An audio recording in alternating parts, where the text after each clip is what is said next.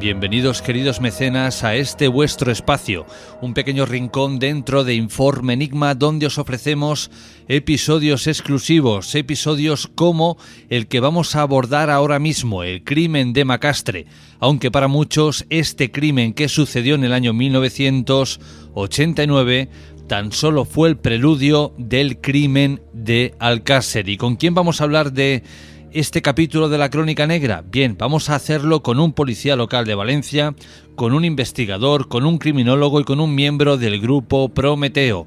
Amos Van Acloyd, bienvenido, ¿cómo estás? Hola, buenas noches, ¿qué tal? ¿Cómo estás? Un placer estar aquí contigo.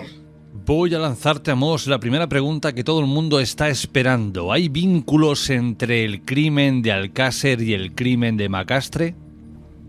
Pues existen varios tipos de conexiones o vínculos entre ambos casos, que hay quien lo interpreta como meras coincidencias y hay quien lo interpreta como algo más, porque la verdad es que no es una ni dos, hay varias y son cuanto menos curiosas. Podemos, si quieres, te las voy narrando.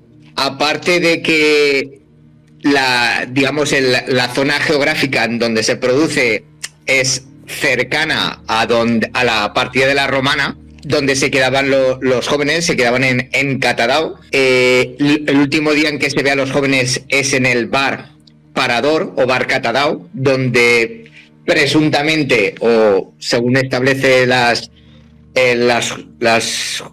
diligencias judiciales del caso Alcácer, compraron los bocadillos Ricard y Anglés. Ahí es el último día en el que se ve a las dos jóvenes, a Pilar y Rosario, con vida. El 26 el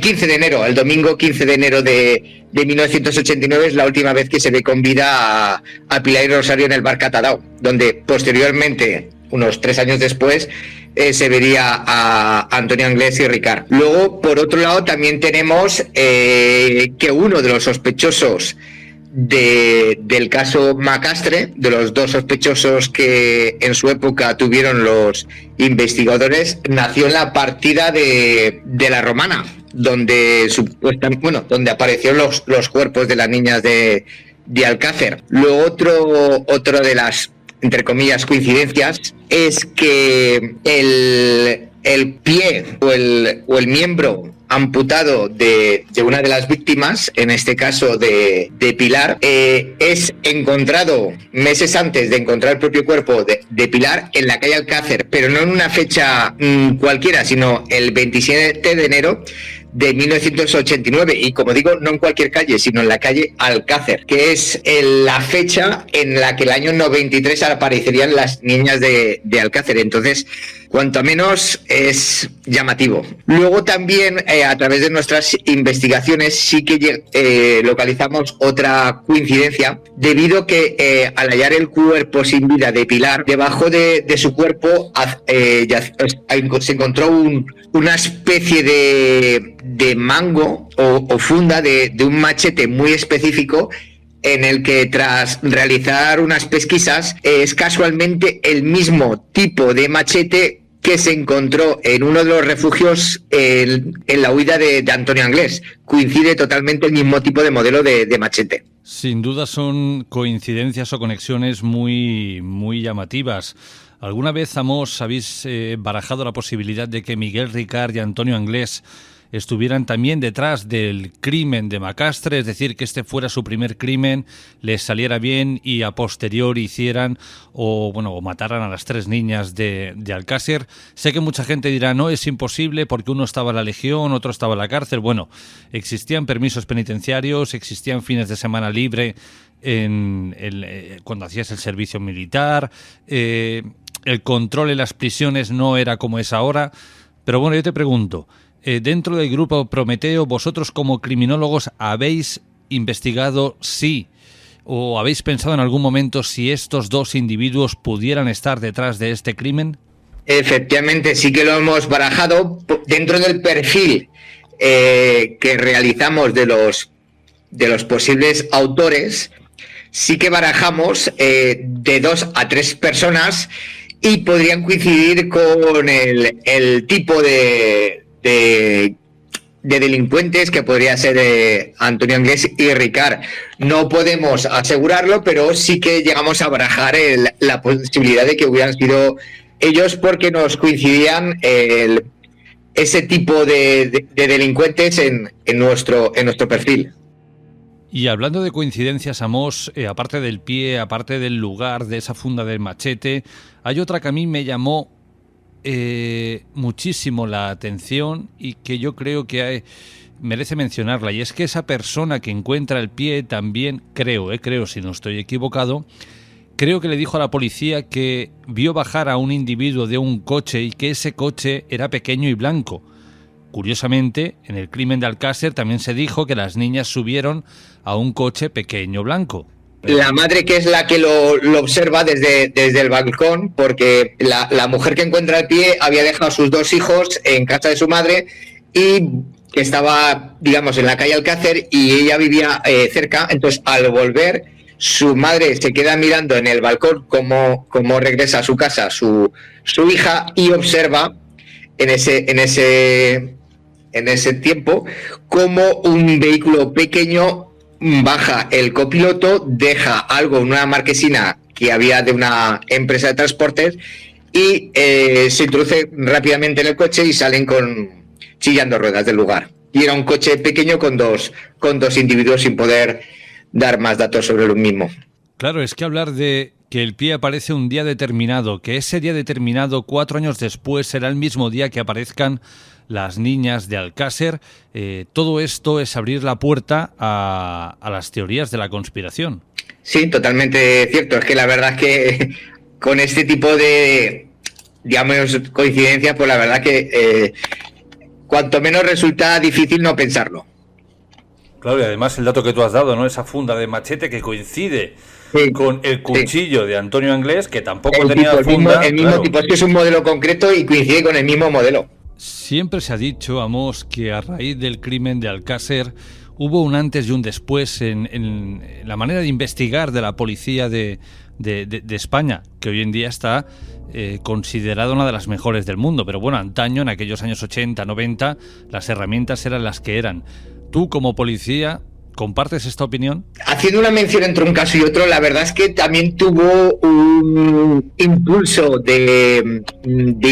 un impulso mediático por la repercusión que tuvo. Estaba recientemente abierto lo que es el Canal No, lo que es ahora Apunt. Hubo un impulso a nivel político por las presiones que hubo.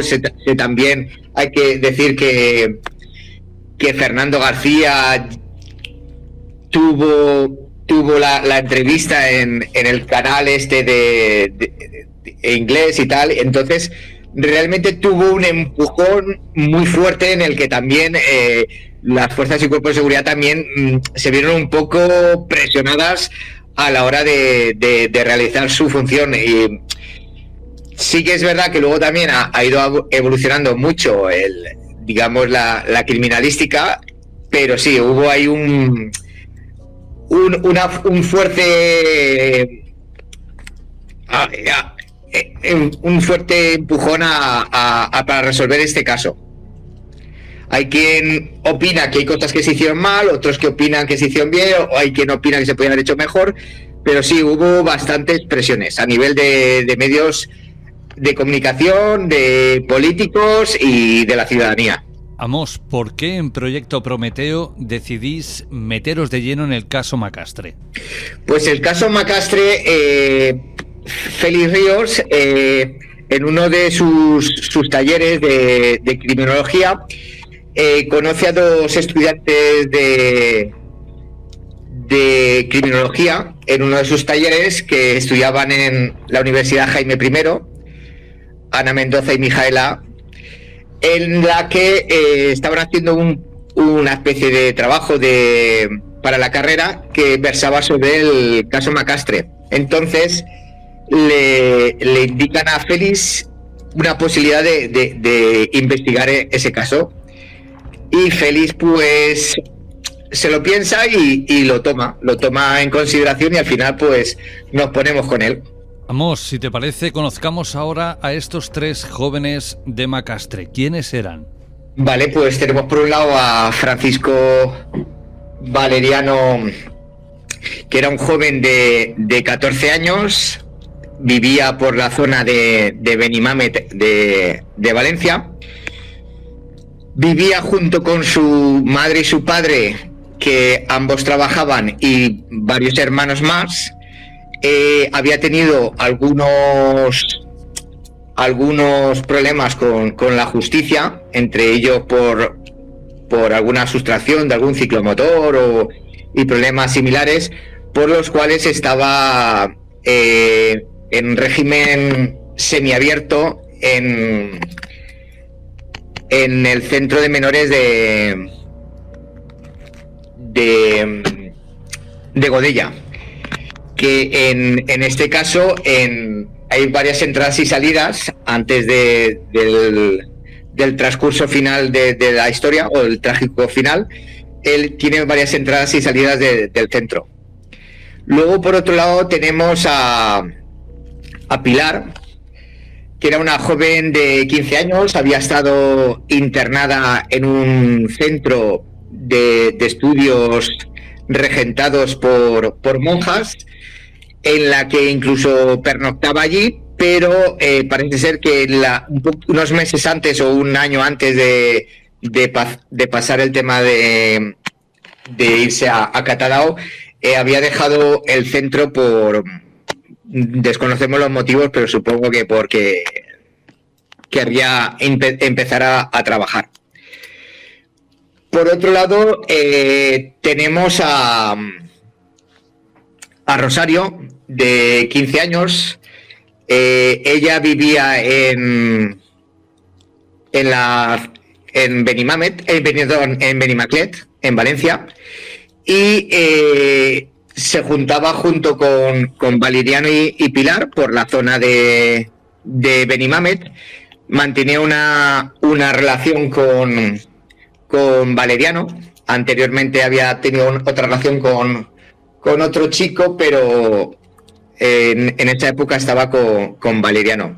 Me falta decirte que Pilar había vivido hasta sus 6 años en Catadao, que es muy importante decir este dato, motivo por el cual van luego eligen ir a Catadao.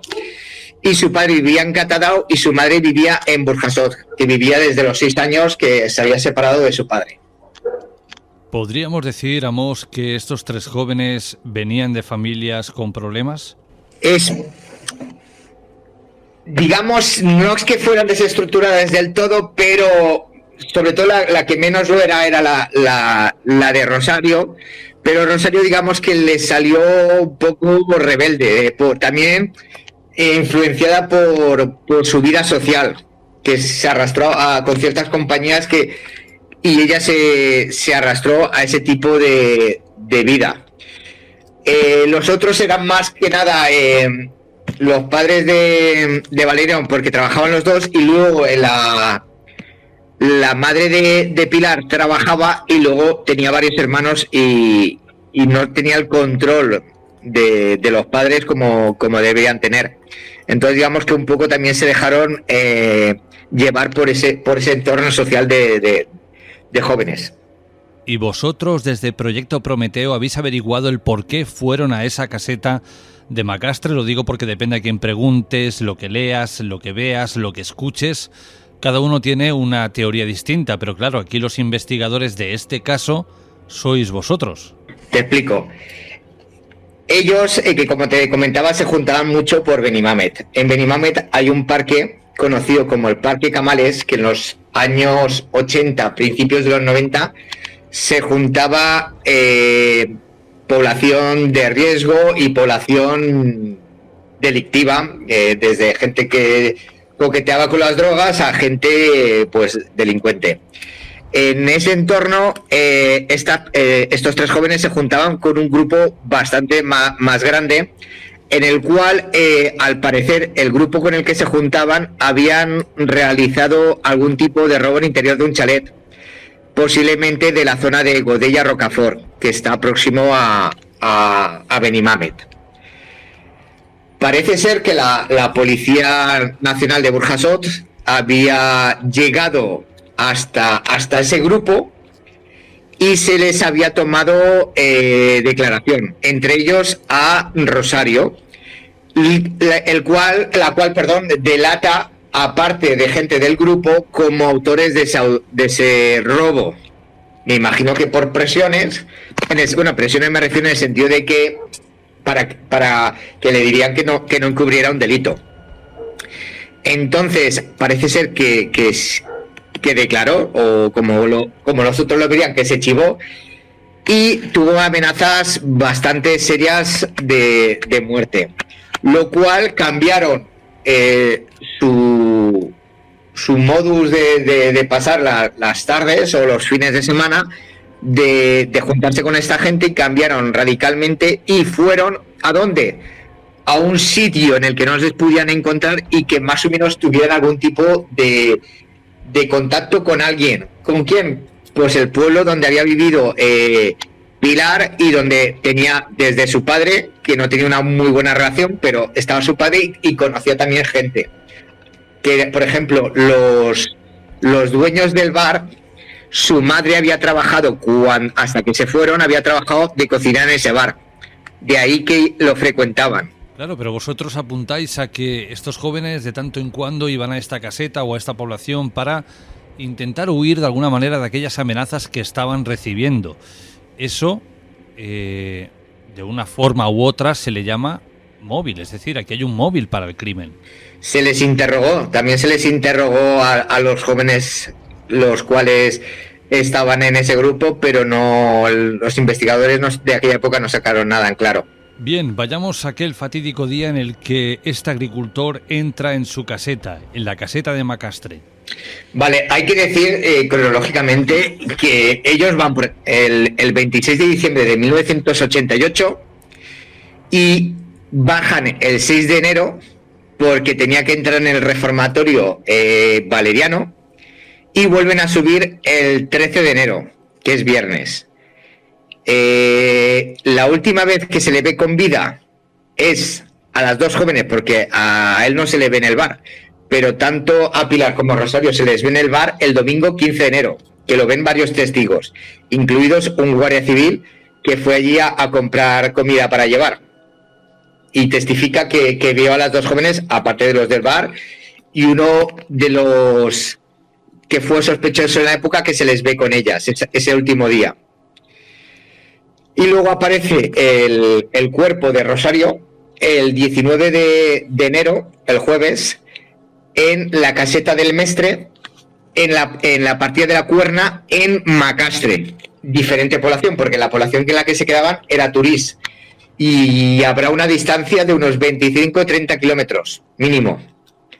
Entonces nosotros barajamos que ellos fueron con una furgoneta, algún coche, en el que o fueron de forma voluntaria por algún tipo de pacto o fueron obligados, pero no fueron ellos por sus medios, porque hay muchos kilómetros. Y ellos normalmente se movían desde Valencia con autobús, que incluso se les encontró uno de los tickets del viaje, y luego a veces se cogía Valeriano posiblemente alguna moto que era robada o un ciclomotor, y se movían, pero para trayectos cortos. Pero claro, para ir los tres no podían ir en el ciclomotor. Aquí sin duda hay una pieza muy importante de los tres jóvenes, que es Valeriano y su adicción a determinadas sustancias, porque vosotros también desde Proyecto Prometeo habéis apuntado que creéis que parte de este crimen está motivado por las drogas. Sí, no nos cabe duda. Prácticamente los tres tonteaban con las drogas, pero Valeriano ya iba un paso más, porque no es normal que un niño, porque tenía 14 años, un niño o adolescente de 14 años consuma heroína. Eso ya son palabras mayores, y Valeriano, al parecer, no solo tomaba otro tipo de drogas, sino incluso heroína, que tiene un síndrome de abstinencia bastante alto, entonces lo cual entendemos que la necesitaría de forma bastante continua. Bien, volvamos a aquella caseta que si no, al final nos desviamos y quien nos oye dirá, bueno, vamos pasando de un lado a otro. Este señor llega a la caseta, enciende esa chimenea porque tiene frío, pero se da cuenta de que la puerta está forzada. A partir de aquí... Había un candado y estaba roto. Y luego, claro, ahí no hay que hacerse a la idea. Estamos hablando del año 89, una caseta en la que tiene, pues efectivamente tiene para calentarse, tiene una especie de dormitorio, pero tiene ahí pues aparejos de labranza, etcétera.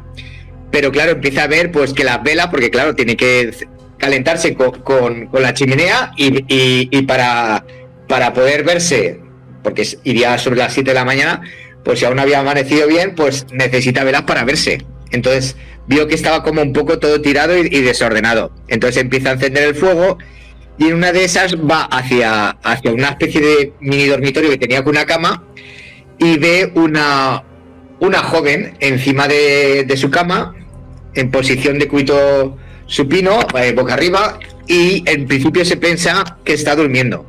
Entonces golpea con el pie la cama, pero ve que no se despierta. Entonces digamos que coge una de sus piernas y la mueve para que se despierte.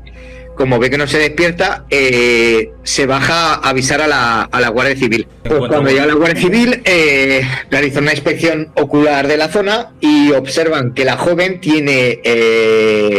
no tiene signos de violencia evidentes, pero sí que observan que tiene el pantalón desabrochado y la bragueta un poquito desabrochada. A partir de ahí observan que tiene un líquido blanquecino, tanto en vagina como ano, que tendría bastante controversia a la hora de su análisis en el laboratorio de Valencia, del Instituto de Medicina Legal, y en el de Toxicología de Madrid hubo un poquito de controversia a la hora del análisis de este líquido. Y hablando de esta muchacha, ¿creéis que aquí hubo un acto sexual? ¿O el hecho de que tuviera el pantalón desabrochado? Lo digo porque en su momento incluso Juan Ignacio Blanco contó que esto se debía a que seguramente esta joven, bueno, pues había consumido algo que le había sentado mal, pues una indigestión, una gastritis, y de alguna manera se desabrochó el pantalón para aliviar esa flatulencia. Por eso digo, no sé si vosotros también vais por esta línea o vais por la otra, de que ese pantalón estaba bajado porque había mantenido relaciones sexuales con alguien. No, nosotros no nos cabe duda que hubo un acto sexual.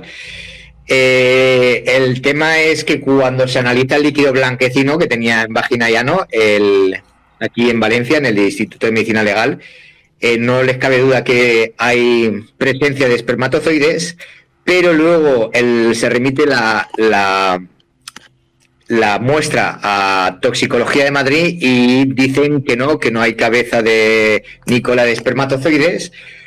Pero quiero entender que hubo algún tipo de degradación de la muestra a la hora de su remisión y posterior análisis, porque no me cabe ninguna duda que tendría que ser una muestra de semen. Claro, pero mantener una relación sexual con quien sea no te lleva a la muerte. Entonces, claro, ¿cuál fue la causa de la muerte de esta chiquilla? Claro, nosotros pensamos que durante ese acto, como tenía problemas serios de pulmonares, tenía una bronquitis bastante y algo de asma, entendemos que tuvo una muerte sobrevenida de carácter respiratorio, en el que las personas que estuvieran actuando con ellas es cuando, digamos, cambió totalmente el plan en el que llevaban. Pensamos que posiblemente no era una intención de matar, pero con la primera víctima fue algo sobrevenido, algo accidental, y a partir de ahí ya cambió todo. Porque estaban acostándose con una menor y porque pensamos que podía ser incluso pactado a cambio de dinero, porque estaban pasando penalidades, en el sentido de que los familiares se pensaban que estaban trabajando de canguros y que tenían sustento y que estaban en casa de alguien conocido, y no era así. De vez en cuando les daban un bocadillo, pero claro, el tema de si bebían, si fumaban, porque encima fumaban bastante, tomaban ellas dos también drogas, Valeriano encima tomaba bastante droga, todo eso tendrían que sustentarlo económicamente de alguna forma. Si no tenían forma de conseguir dinero, pues supongo que llegarían hasta hasta esos medios para intentar conseguirlo.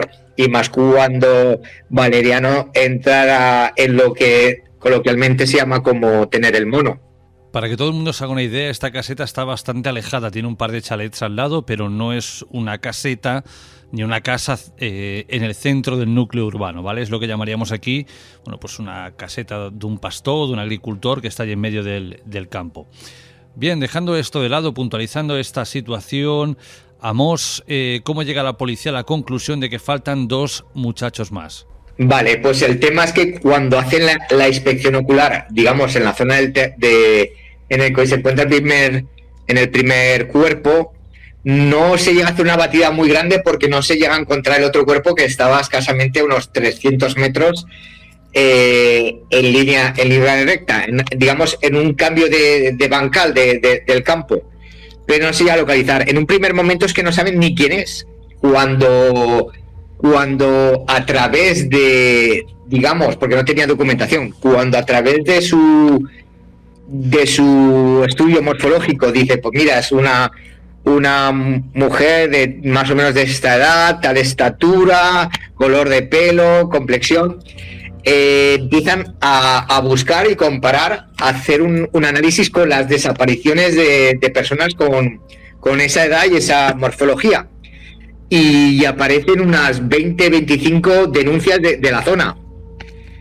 Incluso se equivocan a la hora de encontrar una persona que pensaban que era y era otra persona que al final la llamaron a declarar, porque le encuentran entre sus pertenencias un teléfono, y ese teléfono era de una familia que necesitaba una canguro.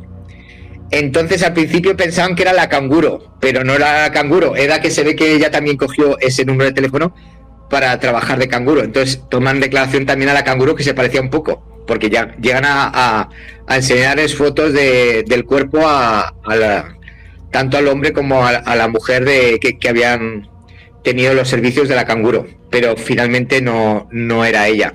Y al final localizan por la desaparición que se trataba de esta persona y que al parecer se había marchado con 2 personas más. Y no es hasta el 6 de abril de ese mismo año cuando una persona que estaba buscando espárragos por la zona encuentra el cuerpo sin vida y en bastante estado de putrefacción de Valeriano en las proximidades.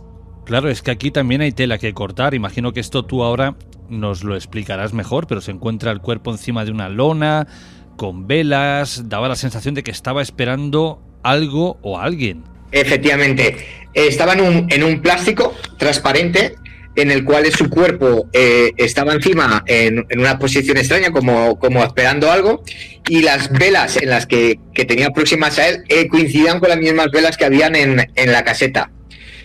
Pensamos que en el supuesto de que hubieran llegado a algún pacto con ellos para mantener relaciones sexuales con ella, él se hubiera quedado fuera de la casa y cuando vino la muerte sobrevenida de ella, fueron a por él y acabaran. Y por eso tenía como ramas, habían echado ramas para ocultar el cuerpo. Pero Valeriano fue asesinado, Amós, es decir, o no se encontró ningún indicio de violencia. No se encontró indicios, pero nuestras conclusiones llegamos a que fue asesinado posteriormente. Igual que pensamos que Rosario fue una muerte sobrevenida, tanto Pilar como Valeriano pensamos que fue una muerte violenta. Cuando se hace la autopsia de Valeriano, a diferencia de la de Rosario, que se realiza en el Instituto de Medicina Legal de Valencia, la de él se hace en lo que era el mortuorio de Macastre y por, un auxiliar de médico forense, que es un médico normal y corriente, pero que, digamos, auxilia a la justicia a la hora de realizar, pero no tiene, digamos, la experiencia que pueda tener un médico forense que se dedica al tema de autopsias. No le dieron prácticamente casi material y como anécdota de eso tuvo que incluso ir a la ferretería a comprar una sierra para poder ejercer, o sea, poder realizar la autopsia. Y por otro lado también el cuerpo estaba en un estado de putrefacción bastante elevado, hasta el punto que cuando encuentran el cuerpo de entre las costillas le sale un ratón que estaba ahí dentro. Y es aquí, Amos, cuando la autopsia de Valeriano se firma como autopsia blanca. Efectivamente, no pudieron determinar las causas por las cuales falleció. Y según vuestras investigaciones, Amos, ¿por qué creéis que asesinaron a Valeriano? Posiblemente por un golpe. Había un pico cerca de donde fallece, que lo encuentran luego después, a unos pocos metros, que tenía en la punta tenía una especie de pelos rojizos que luego se analizaron y eran de animal. Pero posiblemente pues le darían un golpe en la cabeza o posiblemente a lo mejor le clavaron el pico y luego lo limpiaron, o me refiero un poco tal, porque no se encontró muestras de tal, pero podría haber sido un golpe en la cabeza o cualquier tipo o un estrangulamiento. Es que como tenía el estado de putrefacción tan elevado, no se pudo determinar. Y el hecho hay muchas causas que pudieron ser y no estar presentes a la hora de realizar la autopsia, debido al estado en el que se encontraba. Claro, pero yo me pregunto, la policía hizo una inspección, buscó por la zona, ¿no vieron en un primer momento el cuerpo de Valeriano? Es decir, que es que la batida no llega hasta ahí, no llega a ser tan extensa la batida. Aunque está cerca, pero digamos que hay como un cambio de desniveles, de estos que se realizan con piedras y se hacen diferentes bancales, pues este estaba como a diferentes desniveles y estaba muy cerca de una zona en la que se eleva bastante y le pusieron bastantes ramas alrededor. Si no te acercabas, digamos, a ese margen, no lo veías. Yo quiero ahora hablar de sospechosos y de uno en concreto, el que nació en la partida de la Romana, el tal Miguelo. Sí, bueno, hay dos sospechosos. Este primero y luego hay un segundo sospechoso. Miguelo era una persona, pues ellos tenían 14 años, 15 ellas, pues él tendría unos 50 y... Entonces era una persona separada, tenía una hija, pero no tenía ni relación ni con la hija ni con la mujer. Una persona extraña, solitaria, no digo que no tuviera amigos, pero no era una persona así muy sociable, en la que su casa estaba a muy pocos metros de donde se quedaban ellos a pernoctar en Catadau. Llama la atención varias cosas. Una, que se le ve por última vez a Rosario y a Pilar estando con él. Es más, Rosario se está bebiendo una Coca-Cola que le invita Miguelo. Llama la atención porque cuando van a preguntarle a los investigadores, él lo niega todo y empieza como a tirar balones fuera de que no tiene nada que ver, que a veces le habían pedido algún cigarrillo o le habían quitado leña, pero se pone muy a la defensiva, hasta el punto que incluso lo tienen que llevar casi a la fuerza a tomarle declaración y ponerlo ante el juez. Entonces llama mucho la atención que si no tienes nada que ver o no tienes nada que ocultar, pues tengas ese tipo de reacción. Entonces pensamos que también puede no explicarse con decir ha sido él, sino que incluso podría ser que hubiera tenido algún tipo de algo que ocultar a nivel de que no de haber hecho algo, como igual que pensamos que pudo haber habido algún tipo de relación con terceros para tener comida, de que le ofrecieran o hubiera hecho algo con las jóvenes a cambio de algo. Le hubiera ofrecido, aunque no hubieran llegado a tal, pero que hubiera habido algo que por eso se puso tan nervioso, porque no es normal. Esta persona sí que es verdad que no tenía carnet de conducir, pero tenía un amigo suyo que tenía un camión de frutas. A nosotros nos han dicho que no, gente del pueblo, que era raro, pero que no lo veían como capaz de hacer eso, pero fue uno de los sospechosos de este caso. Luego también tenemos otro sospechoso, más clave aún si cabe, porque cuando ya había aparecido tanto el cuerpo de Rosario como el cuerpo de Valeriano, poniéndonos en contexto, el cuerpo de Valeriano, que hemos dicho que aparece el 6 de abril, el cuerpo de Rosario aparece en enero, El cuerpo Rosario aparece el 26 de mayo, pero 20 días antes, el 6 de mayo, en la madrugada, salta una llamada al teléfono de la droga, que el teléfono de la droga era un poco como una especie de teléfono de la esperanza, un teléfono en el que una persona que tuviera problemas con las drogas, digamos, poder desahogarse o pedir ayuda o algo de forma anónima o para denunciar cualquier tipo de lo que fuera. Era un teléfono anónimo y en el que cogían todas las llamadas. En esa llamada del 6 de mayo de 1989, una persona anónima indica que el cuerpo de la joven que están buscando, que iba con los otros dos jóvenes, se encuentra en el kilómetro 13 de la boca de riego del canal de Forata. El canal de Forata es un canal que está a unos 13 o 14 kilómetros de donde aparece Rosario y Valeriano, y ese canal va cogiendo por todos los campos hasta llegar a la población de Torrent. Pues en el kilómetro 13, que está en la población de Turís, y aparece el cuerpo de Pilar, pues esa llamada anónima dice que no solo que está ahí, sino que dice que tiene que ver con la autoría un tal Wichita. Los investigadores realizan... Bueno, miento, perdón. Eso se queda la llamada ahí. Nadie hace nada en esos 20 días. Cuando aparece el cuerpo de Pilar, que lo encuentran unos niños, aparece la llamada, pero a posteriori, no en el momento de que se encuentra el cuerpo por la llamada, sino pasan 20 días, aparece el cuerpo y alguien dice, oye, que había una llamada, que no sé por qué no se le hizo caso, de hace 20 días que decían que este cuerpo iba a aparecer ahí y que el responsable era un tal Wichita.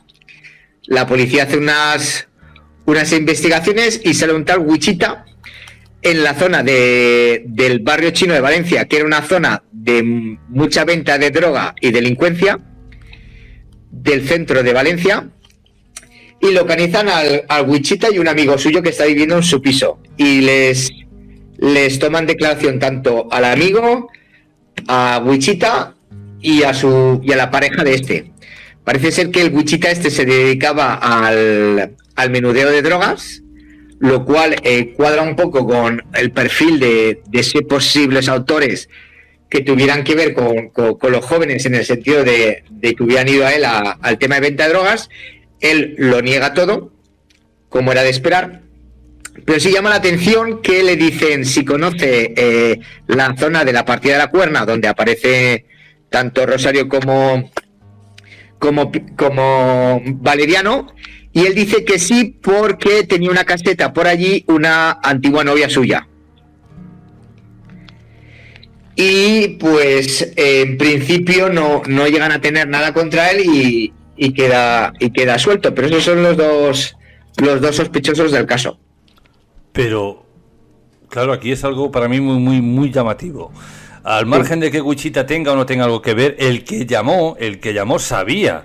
Claro, el que llamó. ¿La policía no investigó esa llamada, no rastreó ese número? Claro, es que al parecer ni habían medios y era anónimo. Entonces, lo único que tenían era lo que el operador transcribió de la llamada. Pero claro, estás diciendo que el autor o alguien que se lo ha dicho sabe perfectamente, o sea, maneja la información y ha dicho quién es el autor, que incluso puede ser una persona que fue, porque claro, el que llamó sí que sabe quién es el autor seguro, o es el autor. Entonces, o Wichita tiene algo que ver, o el que llamó quería quitarse a Wichita de en medio porque es otra persona que se dedica al tráfico de drogas o similar y quiere quitárselo encima porque él sí que es el responsable. Al principio hablamos de aquel pie que depositaron debajo de una marquesina. ¿Estáis seguros que ese era el pie de Pilar? Sí. En aquella época no se hacían pruebas de ADN, ni siquiera se hicieron pruebas de ADN en el caso Alcácer, pero sí que se hacían pruebas morfológicas y antropométricas, tanto de los huesos como del pie, y coincidía, aparte del grupo sanguíneo, que coincidía también plenamente. Y estamos hablando de qué fecha, Amos, aparece aquel pie. Haznos memoria. El 27 de enero de 1989, cuando las niñas de Alcácer aparecen el 27 de enero de 1993. Y sin embargo, Rosario había sido hallada muerta el 19 de enero. Efectivamente. O sea, prácticamente una semana antes. Además, cuando aparece el pie, en la autopsia, porque se hace una autopsia que además es curioso, pero es retransmitida por por Televisión Española de Territorial de Valencia. Pero hemos intentado por todos los medios conseguir esa cinta, pero no hemos conseguido. Pero es que está filmada por Televisión Española. Un poco curioso, pero se filmó, además consta. Cuando se hace la autopsia del pie, se determina que el corte fue perimortem, no saben si fue pre o postmortem, prácticamente está ahí en ese lapso. No pueden determinar claramente si fue recién muerto, cortado, o fue un poquito antes, pero está prácticamente ahí. Claro, tenemos una chica que aparece muerta plácidamente en la cama. A su novio a 300 metros detrás de un montículo y al parecer lo han asesinado. Y Pilar desaparece. Claro, la gran pregunta es ¿por qué se llevan a Pilar con vida? Pues se la llevan con vida y es curioso porque hay un ensañamiento muy grande. Bueno, un ensañamiento que se puede también determinar que era para evitar que supieran la identidad, pero si quieres que no se sepa la identidad, ¿por qué llamas y dices dónde está y quién es? Entonces es un poco contradictorio, pero es que es así, porque se le desfigura la cara, se le llega incluso a quitar su matriz, se le arranca prácticamente la matriz entera y se le desfigura toda la cara y partes del cuerpo. Se le amputa una mano, se le amputa un pie, o sea, algo dantesco. Pero yo hago hincapié un poquito en esto, el hecho de que sus dos compañeros mueran primero, ella se marche y muera tiempo después, ostras, a lo mejor tuviera algo que ver, no sé, sospechoso es. Ya, bueno, aparece cuando aparece, pero tampoco sabemos, porque podemos barajar también que sí que es verdad que el 27 de enero, cuando aparece el pie, que es ahí hay unos días, pero es que también no se podía descartar que hubiera estado muy bien conservado en alguna cámara frigorífica. Entonces, como que hubiera muerto antes y lo habían dejado en una cámara frigorífica. Yo no pienso que estuviera involucrada. Lo único que sí que es, digamos, es el patrón clave del caso. Porque ese ensañamiento, igual que yo pienso que la primera es algo accidental, yo pienso que la clave era Pilar. Ese ensañamiento que se llevaron con ella no es normal. Pensamos que lo del pie, por ejemplo, fue una señal a un tercero. Me imagino que como habrían implicado varios, era como una señal a un tercero, una especie de chantaje porque no pensamos que lo dejaran por dejar y fuera algo casual, sino pensamos que alguien de ese entorno que viviera por ahí o que tuviera algo que ver con ese tramo de calle, fue una especie de mensaje. O si no, al menos lo iba a ver por prensa. Mucho se ha hablado sobre esta chica, sobre Pilar, incluso la familia a día de hoy sigue diciendo que ese cuerpo no es el de su hija, su hermana, su prima, que no, que la fueron a reconocer y que faltaban marcas que ella tenía y que ese no era el cuerpo presente de Pilar. Hay que ponerse en situación. Lo primero es que cuando una persona fallece, y más trágicamente o de forma repentina y siendo una persona joven, lo primero es que la familia no se quiere hacer a la idea, se aferra a un clavo ardiendo, a cualquier cosa de que esa persona no ha muerto, sino que sigue con vida. Eso hay que tenerlo siempre presente. Incluso viéndola sin estar el cuerpo desfigura completamente, como era el caso, no lo reconocen, piensan que no es. Entonces hay que ponerle a eso que el cuerpo está completamente desfigurado, o sea, la sierra por la cara por todos los lados, o sea, prácticamente aparte del estado de putrefacción, estaba completamente desfigurado el cuerpo. Y una de las piernas, la pierna que tenía completamente entera, porque no la habían cortado, digamos, la pantorrilla, la tenía soponizada, o sea, estaba hinchada y como si fuera jabón, porque ahí tenía una cicatriz que no se le ve bien la cicatriz, pero es proceso del propio saponización. Es normal que no se ve igual porque está como súper hinchada, llena de líquido y como gelatinosa. Para ir llegando al final de nuestra conversación, Amos, vosotros a día de hoy desde Proyecto Prometeo, ¿quién creéis que pudo haber cometido una atrocidad como la del crimen de Macastre?